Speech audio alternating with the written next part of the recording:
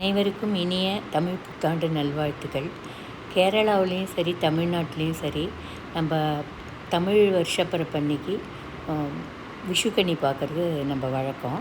விஷுக்கன்னிக்கு என்ன பண்ணணும்னா, நாளே வந்து சுவாமி இருக்கிற சுவாமி அலமாரியோ பூஜா ரூமோ அதை க்ளீனாக தொடச்சி விளக்கெல்லாம் நல்லா சுத்தமாக தேய்ச்சி எண்ணெய் திரி போட்டு, அதுக்கு ஒரு ஒரு தாம்பாளத்தில் நிறையா எல்லா வித பழங்கள் எத்தனை கிடைக்கிறதோ அத்தனையும் மங்கள பொருள்கள், அதே மாதிரி மஞ்சள் குங்குமம், வெத்தலைப்பாக்கு எல்லா பழத்தையும் அழகாக அடுக்கி வச்சுட்டு, இன்னொரு தாம்பாளத்தில் அரிசி, கொஞ்சம் சின்ன கிண்ணத்தில் அரிசி, பருப்பு, வெல்லம் இதெல்லாம் வச்சுட்டு, அப்புறம் வந்து நிறையா காயின்ஸு, அப்புறம் ரூபா நோட்டு, அதெல்லாம் வந்து மங்களகரமான பொருட்கள், தங்கம், வெள்ளி இதெல்லாம் வச்சுக்கிட்டு ஒரு பெரிய கண்ணாடி வச்சு அது முன்னால் இதெல்லாம் நம்ம பரப்பி வச்சுருப்போம். எல்லாத்தையும் பார்த்துட்டு மறுநாள் கார்த்தால ரெடியாக வச்சுருப்போம்.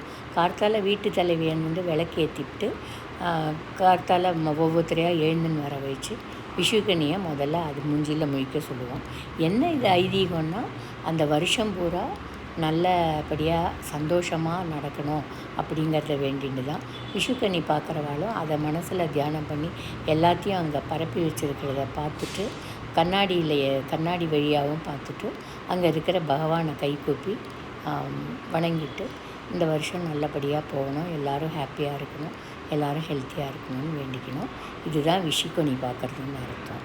எல்லோரும் நல்லா சந்தோஷமாக கொண்டாடுவோம். வணக்கம்.